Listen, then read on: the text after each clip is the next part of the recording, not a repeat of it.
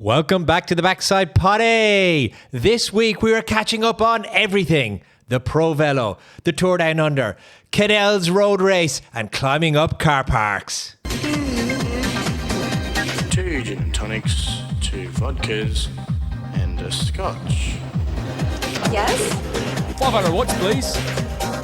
Now let's introduce you to the Backsiders. Shono. Hey, g'day. Joshy. Hey, mate. Nick. Tweet, tweet. No. And myself, Johnny. Boys, we are down to 3. The 3 Musketeers are here tonight to do the big recap. We've got some apologies from our Backsiders this week. Nick is swooning and wooning and I think cooking a beautiful dinner for his darling other half. And Freebs is doing work stuff. You know, we don't talk about work on the poddy, but it does pull us off to the sides every now and then. Quick happy birthday to Simone. Yes. Happy birthday. Happy birthday. Thank you for lending us Nick all these Tuesday nights. What's been happening, Johnny? What's been happening right with me? Boys, I am on the hunt. Always on the hunt. I'm on the hunt for form. Desperately on the hunt for form. I've been climbing hills, been going to races, just trying to find some form for the legs. In some of the races, I was hunting just to stay on the track and went hunting some of the trees and some of the things at a race in Muzz when I went flying off the track at the last lap. There's not many trees there, but you somehow found I somehow nearly found one. You'll have to tell me about this later, but I also saw you hunting at Cootha this morning. That was in the hunting of form. Actually, I was so happy with how I went hunting at Cootha. I went later on and went hunting for a new bike because did you? I'm really So I slipped into pedal heads today to look at some of the S-Works SL8s, and they're very, very nice, very, very nice. Red Bull colour scheme. The Red Bull colour scheme cannot be got. And then I was like, I wouldn't mind a white one, but for love nor money, you can't get white ones. Oh, really? So yeah, all the. Are they out of stock or do they not make them? So they do make one, but it's out of stock. Well, in my size anyway. I'm not surprised. It's a very good colour for a frame. It's a good wide frames are it. The white frame. I mean, we know Freeberincini. He's looking at white frames. I think white's like the hot colour to have for good reason. Joshy, what have you been up to? Mate, I don't even know where to start. I don't think I've been on the podcast for a month at this stage. It's been a minute. It's been a very, very long minute. But more recently, I've honestly been a bit sick. Been struggling a bit for maybe 3 weeks now. I got COVID. Jeez, welcome back to 2020 I know. and 2022 too. I know that's still Is exists. COVID just the new name for a flu, or is it actually still COVID? It's still called COVID. Yep. It's actually not 100% that I had COVID. Yep. But my boss was sick. Okay. And then once my boss was sick, I got sick, and another workmate got sick. Yep. Now my workmate and my boss both tested for COVID. Both tested positive. So I dare say I had it. I never tested. Fair chance. Yeah, very, very solid chance. So that hung around for 1 to 2 weeks. It was mainly just a cough. I couldn't shake it. I felt terrible that one lakeside when you were just tearing my legs off Sean, making me feel quite embarrassed. So Embarrassed, mate. I'll do that on the reg. you sure do. I've got some form to find. And then even more recently, down in Adelaide, I got gastro. Oh, dude. It was coming out both ends, mate. It wasn't nice. That's a beautiful picture you're painting. Oh, my pleasure.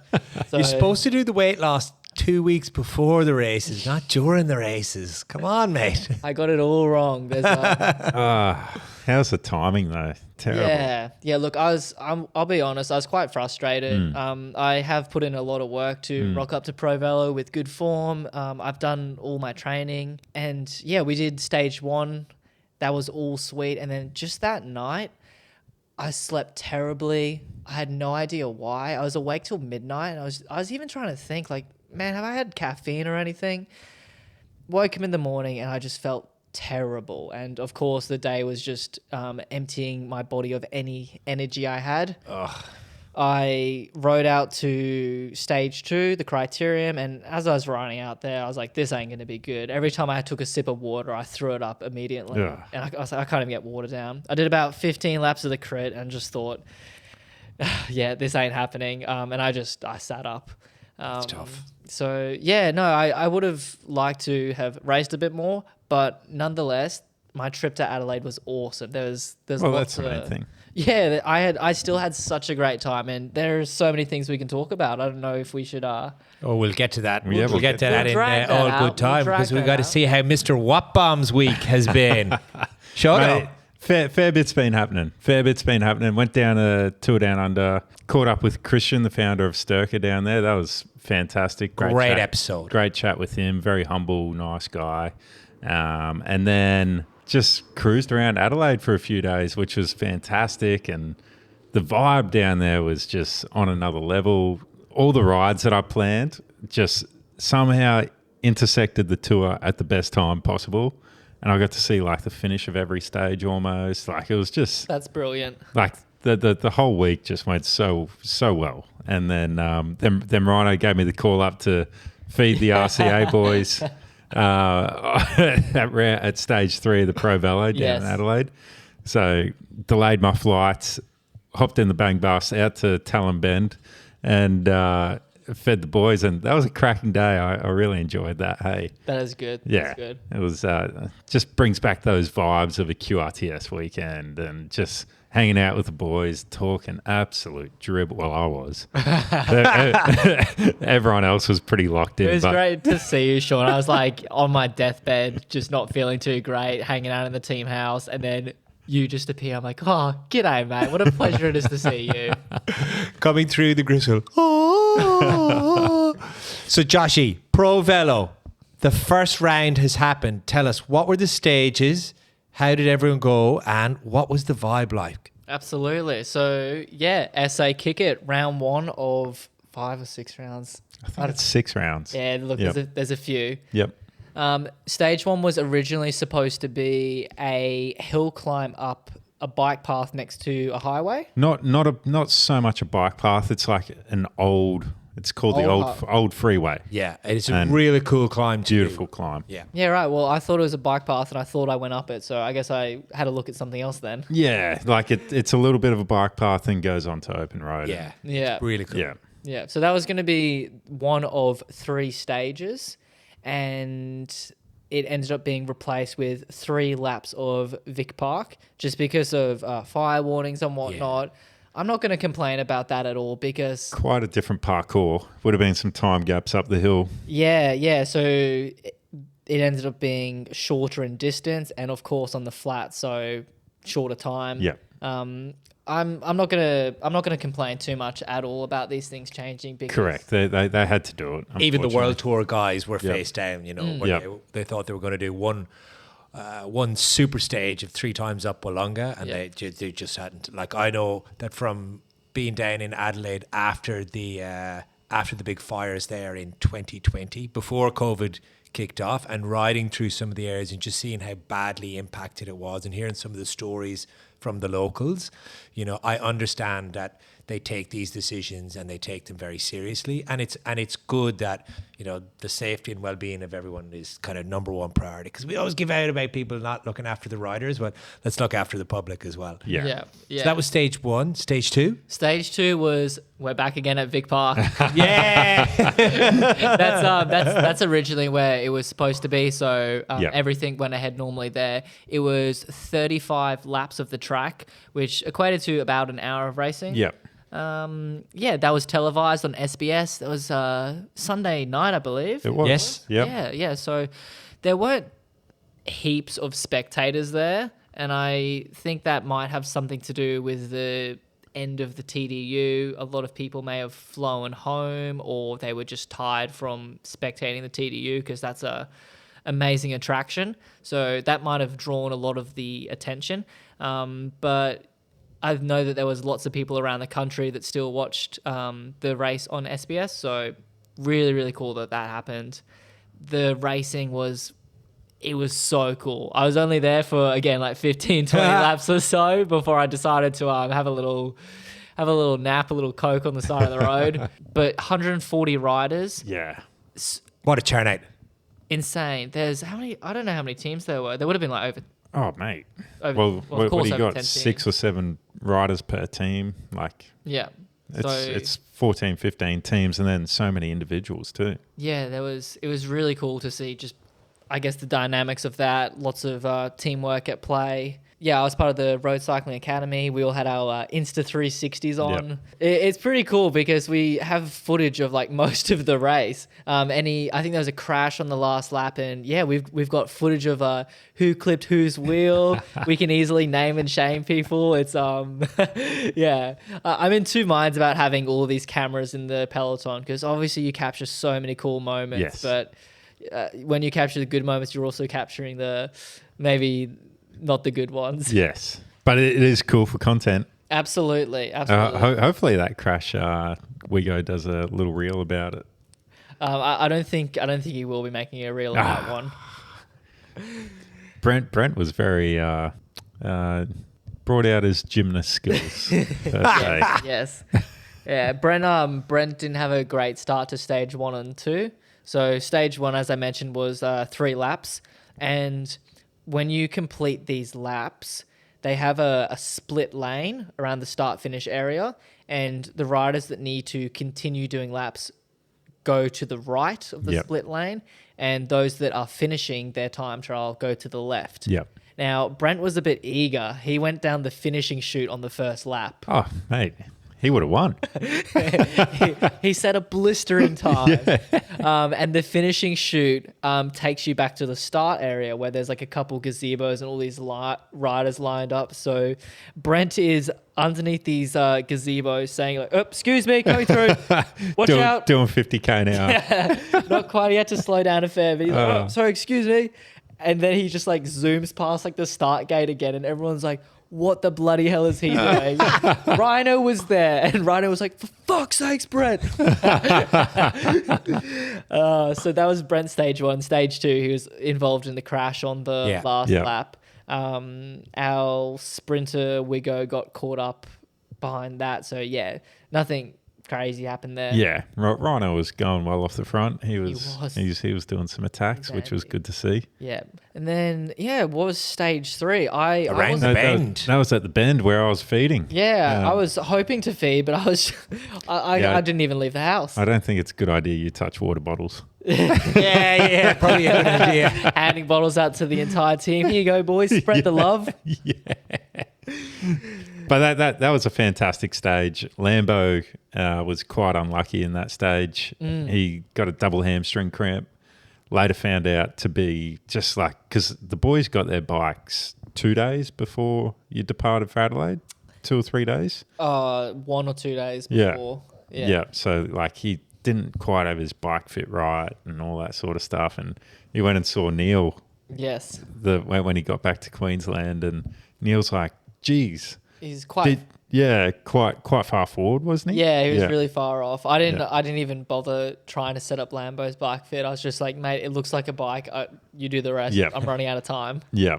And then Neil was like, geez, your hamstrings would have been fully loaded. And Lambo's like, yeah, funny enough, I double cramped. Double cramped.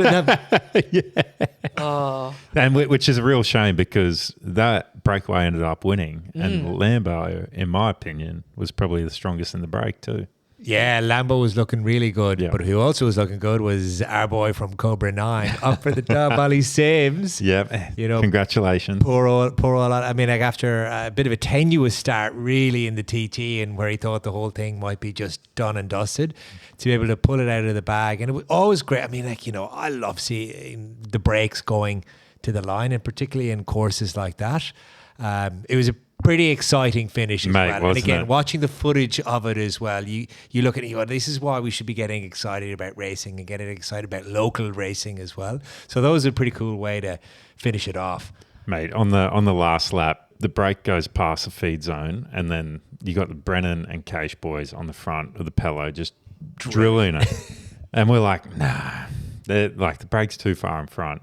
And then for them to be within 2 seconds at the line, I was like, geez, they were pushing hard. Oh yeah, and the footage, like the front on footage Cage and Ollie like just sprinting, and then you could see the peloton just beaming Oh, out, just yeah. orange and blue, like, just coming forward.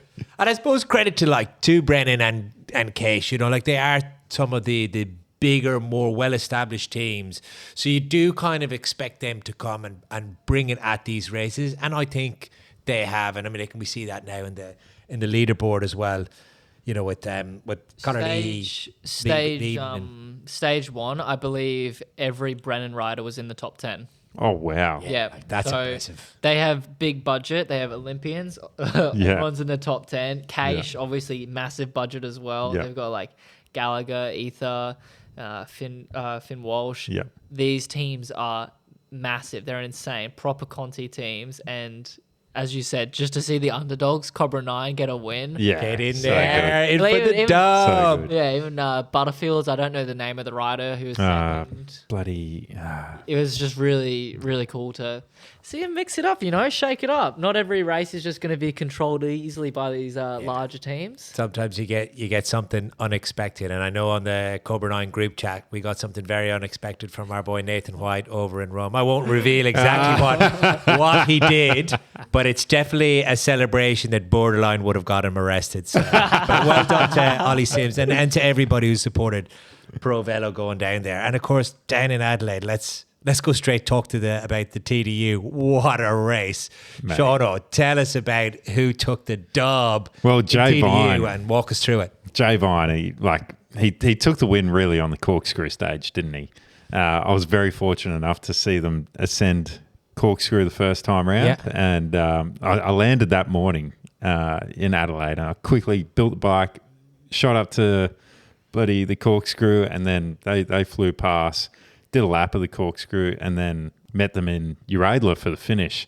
And mate, absolute class ride just by UAE in general. Like, you had Adam Yates driving it up the corkscrew, and then Adam Yates would have had his Cobra 9 insoles. yes, yeah, absolutely, Fame everywhere. yeah.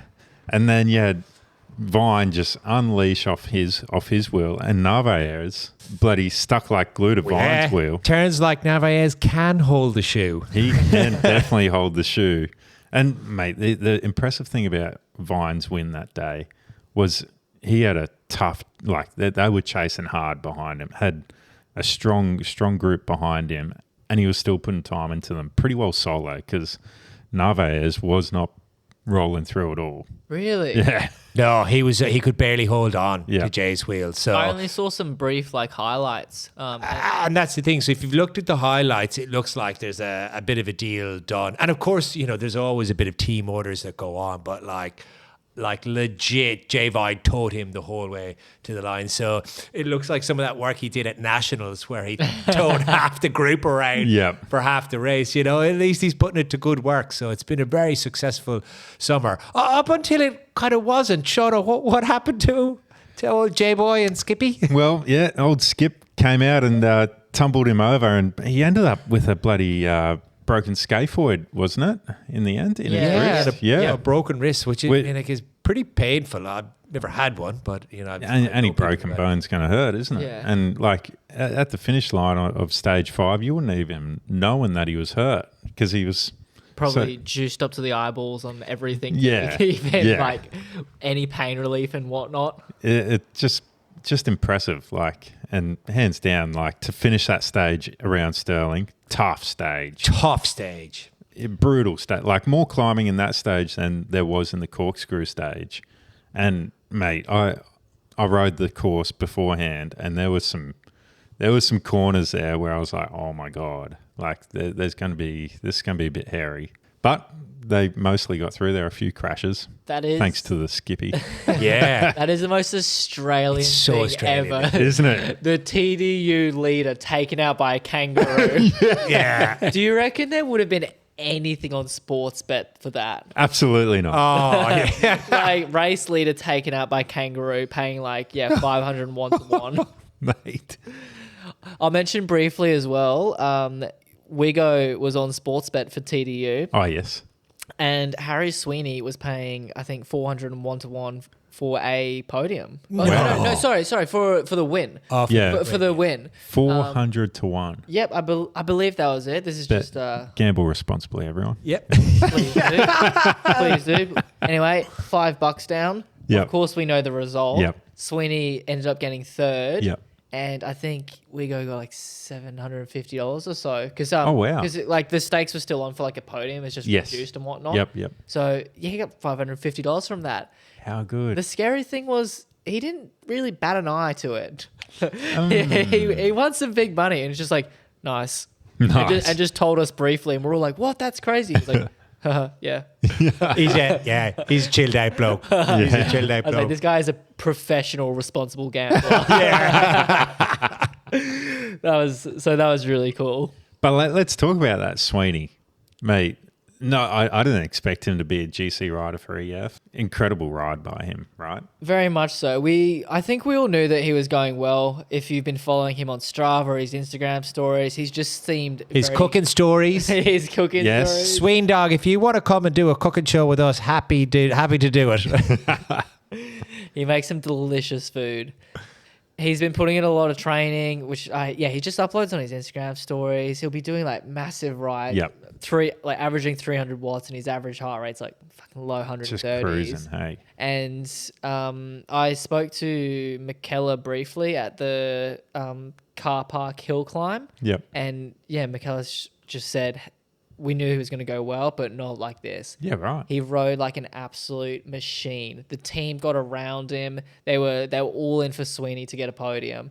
And of course, that stage that Jay won, Sweeney wasn't thinking twice about, dilly-daddling for winning the bunch sprint. He was on the front the whole time, Yep. driving it, trying to keep, his time. So no, it's really cool just to see all the little things come together and, TDU podium. That's pretty neat, isn't it? Mate, it's home race. It's incredible, because we love Sweden. And I remember when I was watching the race and I'd watched Narvaez go down and it was like, it looked really bad. I'm like, yeah. oh God, oh no. And then I kind of had one of those, like, do the calculation in my head of the podium slots and I'm like, oh no. Oh, Jonathan, are you unhappy? Oh, I'm so unhappy that Sweeney's now at the podium. Of course I'm unhappy. Looks at your $5 on the sports bet, just multiplying. Hey, deviating away from the TDU briefly, I mentioned the car park hill climb. Yes. Did you guys see any of that on social media? I saw lots of it on was blowing socials. up. Yes. So for anyone that doesn't know, there is a event run by, is it Black Sheep? Or No, I think it was Rafa, potentially. Rafa? Yeah, potentially Rafa. Yeah. Someone held an event. Yeah. And some And it was Red Bull. Red Bull. Yeah, there was a Red Bull banners and whatnot. Really, really cool event. So it's a 5-story car park in the city, and there were 1,000 spectators there. Just so many people, and a lot of them didn't even look like they rode bikes. I saw a lot of hairy legs there. Yeah. So all sorts of people coming around to watch this event. You had Caleb Ewan, Lachlan Morton. Oh, wow. Yeah, cool. I saw, and obviously, yeah, Alistair McKellar, Jensen Plowright. So some of the boys that were racing were there too, just to watch the event on Saturday night. That's cool. Yeah, So- I know that, like, even some of the sports directors, like Tom Southern from the F was down there. Rob Hatch, who was over here commentating in Australia, went down to it as well. So, yeah, it really, really drew a crowd. And as you say, a crisscross of all society. And it's quite interesting to think that, we're obviously get a bit frothy about, actual pro racing. But here's this other kind of slightly to the left race series on bikes, drawing massive crowds. Is this something that we need to think about, like, more in the country, maybe in Pro Velo? Is there something that we can bring the crowds? Yeah. What do you think, Josh? Yeah, so I was talking to Ryan pretty much the entire team. I was like, guys, look how many people are here. Like, there's 1,000 people jammed into this car park, DJ music going off. People are buying drinks and just having an absolute ball. And we thought, why is this going so well? And it's simple, accessible, and fun. And we also mentioned, hey, we just did a TT this morning. There was 3 laps of Vic Park and the spectators were pretty limited and it was a little bit boring. what if the TT was the car park hill climb? I'd say, I don't know how long the event would be, maybe like 2 minutes, so it wouldn't really shake up the GC that much, but surely that has to matter when there's that many people rocking up, and you could do a live stream very easily. Yeah. It was so cool. You could you'd go to the middle of the car park and you could see down the levels. Oh, sick. Oh, that's so cool. So you'd watch them like, oh, they're on the first level, they're on the second level. You're like, oh, Maeve's winning, and then, and then they come past. There's so much time to just start cheering you on. I had a sore voice the other night. So no, that was a really, really cool event. I'm gonna try and get a ticket in early. For next year. Next year, tickets sell out very fast, as you'd expect. Yes. Well, did you see Matty May? He did the car park climb. He managed to get a late entry into it, and I think he made the semis against. He Caleb. did, man. I managed to give him a high five. Oh, when he was racing. Oh, wow. I did, yeah. And- well, this is after he had crashed. Oh yeah, and then he binned it, and he had to show up to Pro Velo the next day, and he's like scratched, he got a bit of burn or something. Yeah. over his- As you would in a falling in a car park. yeah, it burnt his face, and then he had an unfortunate crash in the Pro Velo The crit. poor bloke had. Yeah, he loves a crash. So, no, I definitely thought that was worth mentioning, just how big of an event it was, how cool it was, and I don't know what the cost is to hire out a car park for a night. I reckon it would be a fair little chunk. Yeah, it'd be a fair bit. Yeah. So, I don't know how hard it would be to rally around something like that, but surely Pro Velo's rich, isn't it? They can leverage something. And again, it's a ticketed event. You can bring people on. If you can have food trucks, if you can have, limited license areas, and you can bring the people to cycling, bring cycling to the people, it's got to be something worth investigating. Hey, man. Like one thing Tour de Brisbane did well a few years ago was the King Street Crit. Yes, that's right. That brought, the racing to the people because it was in the centre of the city on a Friday afternoon after work. Everyone from work would come out. Easy to get to. You were near bars, Yep. you were near stuff, there was music. Just make it easy for people to come. Yeah. Be great. I wonder how much money these events lose, because most of them run for about 1 year. Yeah, correct. I wonder if it's just one new person who's super motivated. They try it for a year and they're like, uh-oh. Yeah. Hopefully that's not the case. Well, the car park climb's been around for a while now. Yeah, Yep. so that one's got to be sustainable. Yeah, that one's rock solid. Rafa are just bleeding money into it. Well, speaking of the one-hit wonders, we had our one-hit win from Sam Welsford as well at the TDU. Yep. Now showed up. Now I'll probably be a bit facetious because Sam actually was looking really, really good in the pre-races and came into the TDU. The first sprint stage taken out by a relative unknown, Tobias Lund Anderson. After a terrific lead out from Decathlon. I didn't even realize Decathlon had that strong of a sprint train. I knew they had done some work with Sam Bennett, but never really resulted in anything. But yeah, that was really interesting to see, get the sprinters come to play. Because, a TDU is normally a sprinter's race. So to, have Jay Vine win it like he did, have Sweeney and Mauro Schmidt take it off is really, really impressive. We had Matt Brennan take out a win. Matt Brennan that was good. Really announcing himself. I'm a fan of him. Oh, Yes. massive fan. Big fan of it. I think he's a fan of himself. He's also a fan of going from about 100 meters too early as well. For those of you who watch the Cadel Evans Road race, the thing that naturally comes after. Again, a very big bunch coming to the line. Surprising A lot of it, but I think a lot of credit has to go to Visma Lisa Bike, who I think knew they had the out and out favourite in Matt Brennan. And worked super hard to make sure that he was right there, but he had terrific legs coming into it. Did I see something about the Cadel Evans course being changed because of fires? No. So the Cadel Evans course stayed the same, I'm pretty sure. It was exactly the same. The C Classic, the Surf Classic. Surf Classic, Surf yeah. Classic. Yeah, got that changed. got cancelled. Yeah, right. That got cancelled into a crit where the Bay Crits used to be in Okay. Geelong there. See now. Thanks for the Yeah. update. Yeah. So even with the Cadel Evans Great Ocean Road Race going up that climb, there was still a massive bunch going to the Still line. a massive bunch. And credit to some of the sprinters that were able to hang on and come across the line. So, as we were coming down, and you were counting through the people, obviously out favourite Matt Brennan, but there was Brady Gilmore was there, Pat Eddy was there, and we're like, Pat oh Eddy my for gosh, 6. we might be able to see like an amazing Australian winner. And they came down. Matt Brennan, I would say, well, he admitted himself he went about 100 metres too early. Yeah.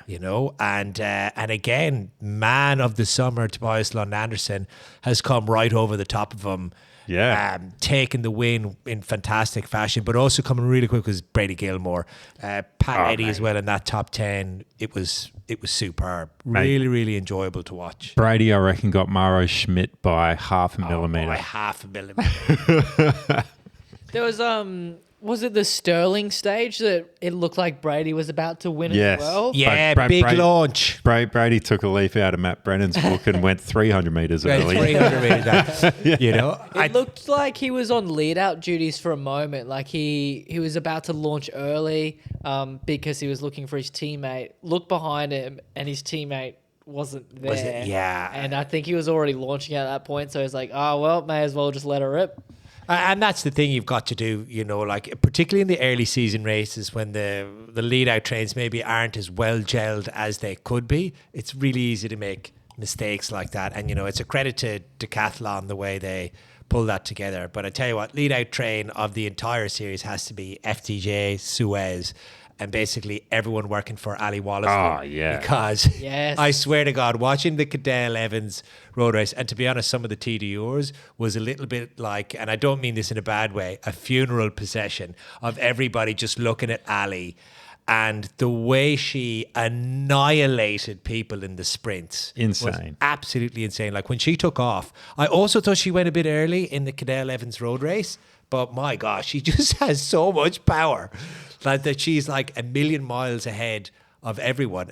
We've seen it in the TDU again, like in those early stages. There was one where herself and Nomi Rugg were sprinting against one another, and again, she's just taken off. Like, she's so good. But I tell you what, boys, Naomi Rugg, she got her own back. Not only did she win the TDU, but the way she won it. Johnny, do you want to talk us through the 1v2, which is one of my favorite things in cycling, when Mate, one rider beats two riders? Mate, it was 3 riders. It was 3 riders, wasn't it? I lost count. There was so many that she was fending off. Mate, it was a full repeat of when who's the EF rider that rolled the 3? Oh, the American. Yeah. And he rolled the 3 Visma guys. He rode the 3 Visma guys. Yeah. Oh my goodness. What's his name? It was Nielsen Powles. Yes. And Nielsen Powles, Who did he copy off? he copied it off of Ian Stannard. Ah, yes! From back in the day. And Nomi's just showing him how it's done, right? Oh, what? Talk us through it, because I mean, like, it was such a long build up as well when they got away. Like once they crested Corkscrew and they were descending, was it Monacute Road? That's right. Yes. And like, credit, UAE were doing the right things. They were trying to fire riders off, trying to break Nomi. And she just kept riding them down. Yeah. So I think if you compare like Ian Stannard rolling the quick step riders, the quick step riders were just being idiots. They were being idiots. They were just doing everything wrong. They were like attacking at the same time, or they were like welding each other back. And Ian Stannard's just like, well, thanks for the free ride. Naomi was just head and shoulders above everyone She was. else. I believe all the UAE girls, they were doing the right things. They were trying to take flyers. You could see that they were just completely exhausted. They'd stand up and sit back down. They were taking turns attacking. And Naomi was just like, guys, this is pretty easy. Let's keep going. And we saw that once the sprint opened up. She left them for dust. Did she not? It was incredible. It was really impressive, very much like the A graders showing up to kick the C graders in a race, which is probably a good segue into the Challenge Mallorca, where Remco showed up. Mate. So for the listeners, the Challenge Mallorca is effectively, it's 3 individual days of racing that are like not a stage race, but they run it like a stage race just to get a lot of bit of pre-warm-up tours. Okay, I didn't know that. I thought it was actually a stage race. So it's not a stage race, but it's 3 individual days. First is a team time trial. Then you've got these 2 road stages. And Remco's showed up pretty much absolutely pinging on the day one. He's come, like $500,000 worth of Red Bull Bora Hansgrohe top tech. Dan Bigham's full aero blaster shut up against like teams who've like found some time trial bikes and put some discs on. Yeah, I saw there was the old Pinarello Ballard disc old brake. Ballard Not the rim brake. brakes. Yeah, the rim brake bike. rim brakes are back.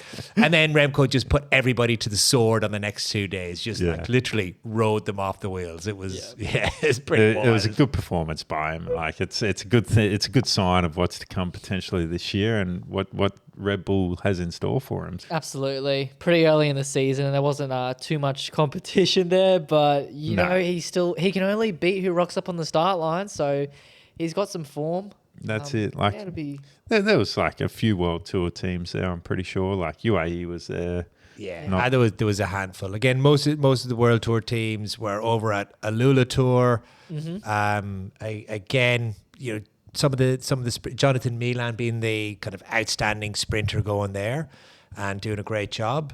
Rest of none of the really big climbers showing up, which was nice because like it gave a real breakout star, a Swiss climber for Tudor Pro Cycling. So that's right. Jackson Medway, but Jan Christian again from UAE took out the win there. And I kind of heard afterwards that UAE have this thing now called Mission 100. So they are actively trying to win 100 professional bike races in this 2026 No season. way. Yeah, so I think they came so close last year. They were like 96, 97. Yeah, I had 97 on my mind. Is that UAE or Red Bull? UAE. Okay. Yeah. So that is about Mission 100 is now a thing. So they are Mate. going to be like really hunting wins everywhere. They're off to a pretty rough start. If I'm not gonna lie, there like they've lost a lot of riders through injury. A lot of riders through Like it. did you see that massive crash in the Alula Tour on Yes. the downhill where It's 100 kilometers an hour, and like honestly, I've never seen a crash. I don't know how they didn't get more injured. I know, right? Like it is terrifying. Like the guys getting up and they're not even looking for their bikes. They're just like doing the chop. They're like, I'm gone. I'm done. I can't believe I'm still alive. You know, after that. like a UAE rider, I don't know the rider. He came down, skinned his whole backside. Whole bike side. Yep. Everything. Oh, jeez. Yep. Yeah. Everything. That's it was a like sight to something be out of a seen. medieval movie. Like I've heard of it going medieval on your ass, not like a Lula on your ass. Well, I think they still got some wins there, though, didn't they? Yeah, I think they got so Jan Christian. Jan The Christian. overall win. Yeah. They got the overall win. So So I wonder if they're including stage wins as well as overall wins in this. Yes, so because a stage win, a GC win counts as a win. Okay. In the professional points. So if you win, say if you didn't win any stages, but you won the GC, that counts as a professional win. Well, yeah, they're off to on top of the stages, they're off to an They'll absolute flyer. And that's pretty much what's been going on in the World Tour. So even though we've just started like the World Tour, we're not even in any of the big races. It's pretty fun. We've had stuff to watch. But you know what? There's still lots of racing back here, and we've got a lot of racing coming up in the next few years. Like Twilight is coming to an end. Our favourite summer series. Joshy, tell us about this last round. Mate, actually, while we're talking about pro racing and then Australia, can I tell you about Radl Gravel? Oh, the Radl Gravel. Sorry, yes. Gravel, that's all good. We're all over the place, circling back. So I flew down to Adelaide, which I thought was going to be on the same flight as Sean. Turns out we both just had Qantas and Virgin flying down at about the same time, and I didn't look at the time properly. So I was hanging out with Sean in the airport. We walked different ways to our gates, and I was like, "Oh yeah, what are you doing?" I'm going this way, brother. While Sean went to... I went up Corkscrew. Corkscrew, that day. yeah. Sean went up Corkscrew. I got picked up by Brent Reese at the airport. Went down there a couple of days early, and I was just going to be bottle boy for Brent and just do some of my own riding. Yeah, he was competing in Radl Gravel, and man, I'm so glad that I went there. Really? So yeah, obviously my racing with Pro Velo didn't go very well, and I still mentioned I had a great time. Yep. Radl Gravel is one of the reasons. Yep.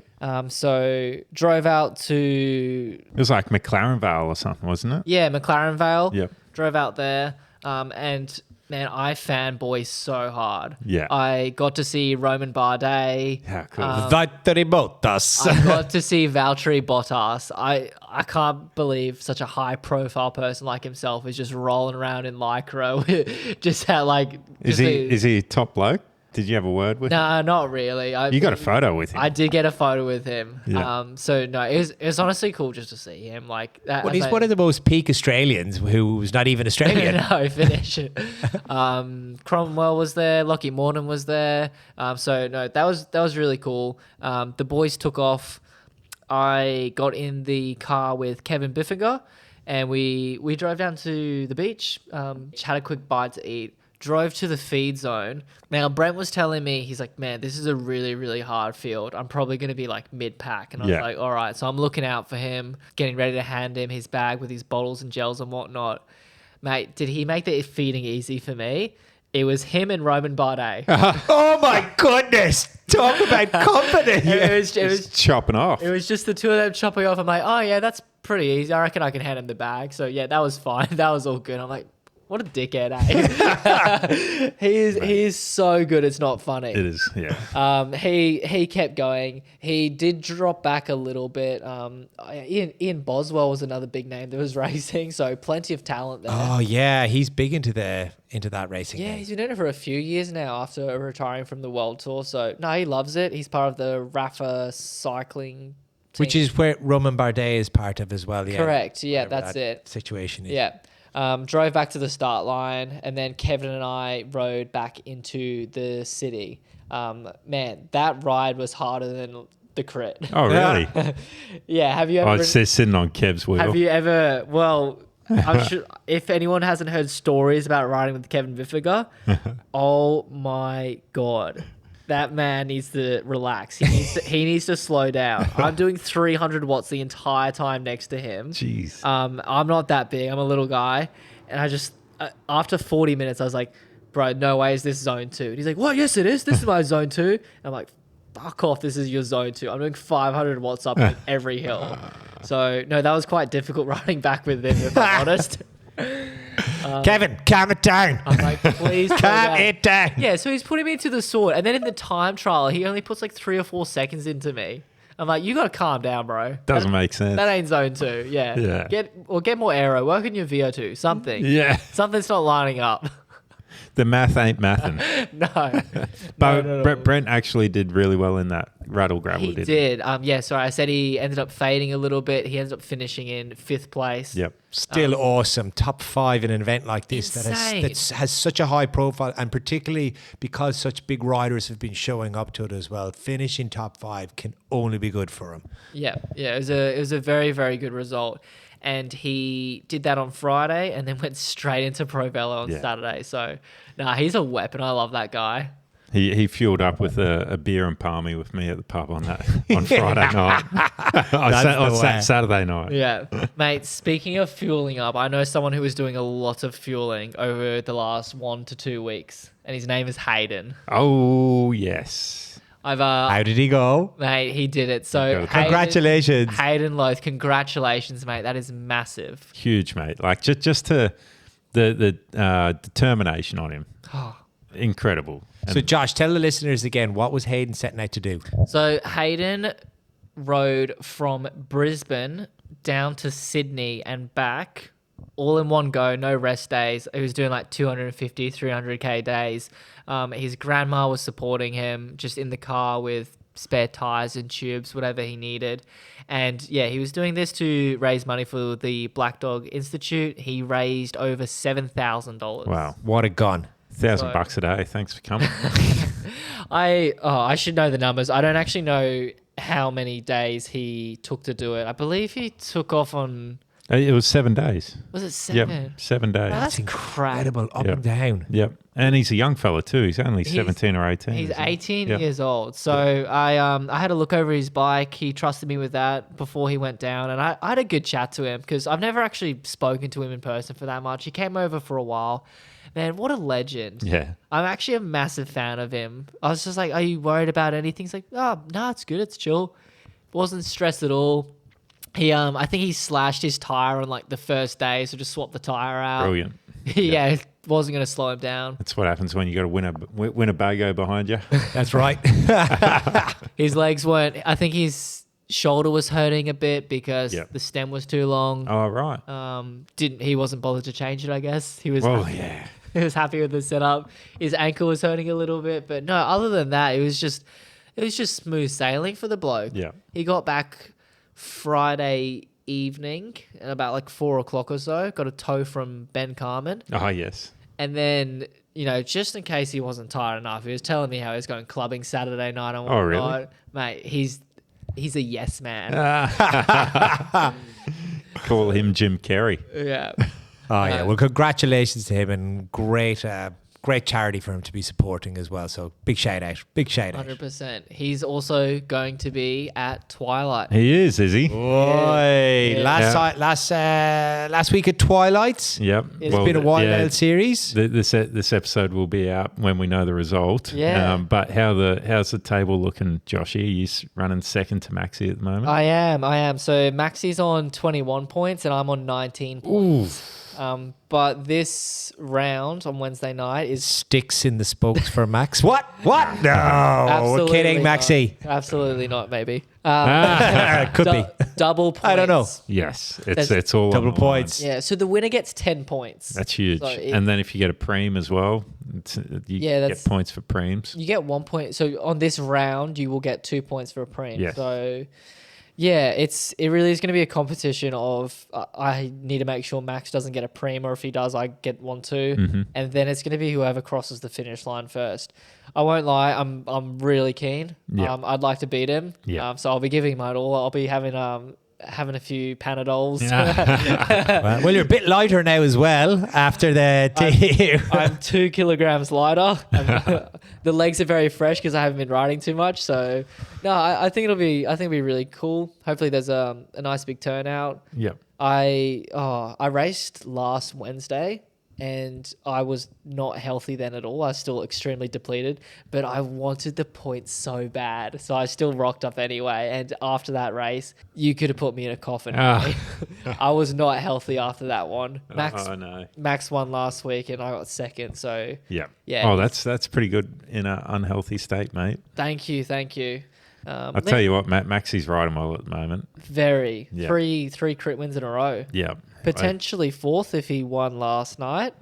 Yeah. Yes. The episode from the future. In the past. Liam Walsh is on the start list. Yes. I'm sure Liam will be happy to help Max. So no, it'll be difficult, but I promise you I'll be giving it my all. Yeah. That's what we like to hear. And I know there's another big series kicking off as well, Shauno. Yeah, Gold Coast are kicking off their summer series on Sunday, which I was looking at the entry list just yesterday, actually, and the numbers aren't spectacular.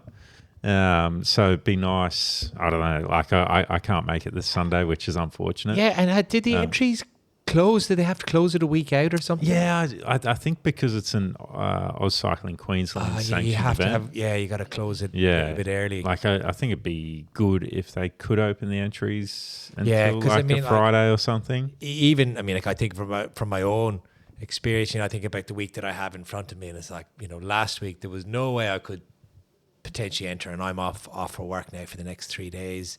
But when I come back, you're like, you might be in okay shape on a Saturday, and you're like, oh no, I can do it, I can make it, I can get down. Because it's always nice to come and try and support these events and partake in them. Some are harder than others, but something to think about anyway. Yeah. For the organisers. Absolutely. So anyway, I'm sure it'll be a great event. It always is. Like last year, I did all three, and it was fantastic, even though Yes. the numbers were small. Yeah, so It was- I'm hoping to do rounds 2 and 3 if possible. Yeah. That's the kind of the plan for me. I'll be there for round 2. Round 3, I think I got a long lunch. It's 2 rounds at Luke Harrop and 1 at Muzz. Is that correct? That's right, Yeah. yeah. Man, they got to stop racing at Luke Harrop and go to Nerang more often. 100%, bro. I did talk to them about that the other day, and I think they were battling with the Masters Club down at Gold Coast for Nerang. Yeah, right. Yeah. I'm going to complain. I don't like the Luke Harrop track at all. It's so windy. and I'm really good at getting dropped there. But It suits a heavier set fella. yeah, but even just the facilities, like the start finish line, for any spectators, you park your car and you got to walk half a kilometer across a field, and then you're sitting on a hill in the sun. And I don't know, I just think it's a bit weird to get around that track. Whereas Narang, like, you know, you park up, there's lots of trees, there's multiple different tracks you can do. It's a lot easier to access if you're a spectator or you want to set up, you know, gazebo or whatever. Yeah, so I don't know. Two rounds at Narang and 0 at Luke Harrop would be pretty cool. Yeah, I think Luke Harrop's good for the people coming down from Brisbane. Like it's all like last year I was training for Peaks, so I rode down to Narang via Tambo and then rode home, and that was like that's a good big day. A 250k day or something. That's a big one. Yeah. But like for Luke Harrop, it's a lot more manageable for people to ride down and back in the one day. Yeah. And not be too gassed at the end of it. Yeah. I think it's a really small group of people that are doing that. Yeah. Yeah, true. Like whatever about the double A grade thing, you know, there's probably something we said like that's it's a group of one. Yeah. Yeah. Just I am the minority. Just reminding you that you're one of those 1%ers, Sean. Yeah, we're always complaining about like, oh, we want to do the double A grade, and there's like 6 people that are like only like 6 people that actually want to do it. Yeah. At least we're being vocal about it. Yeah, we got the microphones. Yeah, exactly. Who has Mike is right. And we got some other racing on, like Ipswich is back with the Friday night crits. Yes. Saturday morning we're going to have Lakeside, Hamilton at the same time as Balmoral, as always. Yes. There's going to be a big team at Lakeside this Saturday. Oh, you're doing Lakeside, are you? Yes. We are doing Lakeside. The Road Cycling Academy boys are gathering around this weekend, and we're going to be hitting up Lakeside. So I see you all going to be in A grade. So I guess I'm going to be doing Muzz then. I'm going to get my ass handed to me by the entire RCA team. No, you'll be fine. You'll be fine. We'll probably get our asses handed to us. I think the Cache boys will be rocking up too. Yeah. There's been some fun battles with them recently. I've been enjoying it. I might show up too. Yes. And Sean's flying at the moment. We might embarrass ourselves again. We'll see. Super. Yeah. No, so we're going for a bit of a weekend of riding. We'll do Lakeside and then go to Mount Mee and whatnot. And then on Sunday, we're doing a Fernvale loop. Ooh. Originally, we were going to be doing the Gold Coast crit, which I still really would have liked to have done because it's Queensland cycling. I think that's good to support. I think it's good to do. But I think the admin was going to be a bit difficult, and I'm not going to complain about that. I appreciate anything. So... no, we're going to go to a Fernvale instead. Very nice. Can't go wrong with a Fernvale, mate. Did you know I've never actually done one? Oh, wow. Oh, really? I've never done a Fernvale loop, so I'll be popping the cherry this Sunday. Well, you'll enjoy the bakery, I reckon. Oh, yeah. And, well, it'll be interesting to see how hot it's going to be because it's just after cooling down here in Brisbane after like 3 or 4 weeks of just like living on the sun. I think it's actually going to be a little bit moist on Sunday too. Could be. Yeah. Isn't there a storm? Yeah. Baker told me there's a cyclone coming. Oh, has he been watching the whales? Yeah, sure. Yeah, because he's always looking. The weatherman. The whaleman. Oh, Baker, we love you. Cop that. Anyway, we've got the Cootha segment, which we haven't spoken about for a while either. And seeing we haven't spoken about it for a while, we'll just do a yearly wrap up for January. Yeah, right. Well. What's been going on this year? 1,673 people so far have tackled it. Yes. That's amazing. Fantastic. Fastest so far is Flynn Taylor with the 7:01, 4:07 waddies. Just shy of the sub 7. Yeah, his Flynn, PR you got to is get sub your 7. friends together. You know, listen to the Dan Bigham episode. Listen to the Ben Caden episode. Listen to all of the things we've told you to how to get that sub 7. Come back and tell us when you're ready to do it. Yes. You know, even this morning I seen like a couple of riders in the Backside Poddy kit. You know, so we're all here. We're all here to help you. Anyone willing to go sub 7? We will always come and try and help you. Hell yeah. So good luck, Flynn. Got Ado Leffman, 7:12, 463. That's what? Big whopper. I reckon he's weighing about the same as me with that power. And the Hammer. Of course. James Hammond. 7:19. He's hiding his power these days. What's going on there? Yeah, Hammer. righto. Did he go pro? Yeah, I know, right? Kat Cross, she's held number 1 for the whole year. She did that PR, I think, in the first week of Jan. So Yeah. Standing start. Yeah, Chloe Bowen, she's got a PR too. Yeah, lovely to see Chloe go sub 9. Yes. You know, all of these little barriers that you break when you're going up Mount Kuta, even if it's in the half-minute intervals. So like Kat's clearly got an 8:30 in, you know, and once you've done the 8:30, it's then going sub 8. And once sub 8, it just brings you in. Like the mountain just keeps taking from you, but it always gives as well. It does. And Anna Haddon, forever faithful, 9:27. Forever consistent too, 196 watts. I reckon. Has Anna gone sub 9? You know what? I don't think she has. Anna, again, the Backside Poddy is here for you. We want to see Anna finally go sub 9. She has a sub. She has an. She has to have at 163 BPM. She's got an 8:30 I in think that it's an pocket. 8:30 in those levels. Yeah, 100%. But what do you reckon, boys? I reckon we should wrap it up. We've been wrapping up. We've been catching up. You know, it's always nice to see you boys. It's not so nice to see Josh's hair, which is now not only is it blonde, it's actually growing out now. Yeah, I reckon it's looking pretty good now, mate. Do you like it? Yeah, I like it more now. And do you see that Poggy is copying you? I did see that Poggy's copying Yeah. me. What the hell? The real Slim Shady. Please stand up. Oh, boys. I think on that we'll have to leave it. It's been great chatting to you. Thank you for the catch up. Thanks Cheerio. for the catch up. Ciao. 500 watts, please.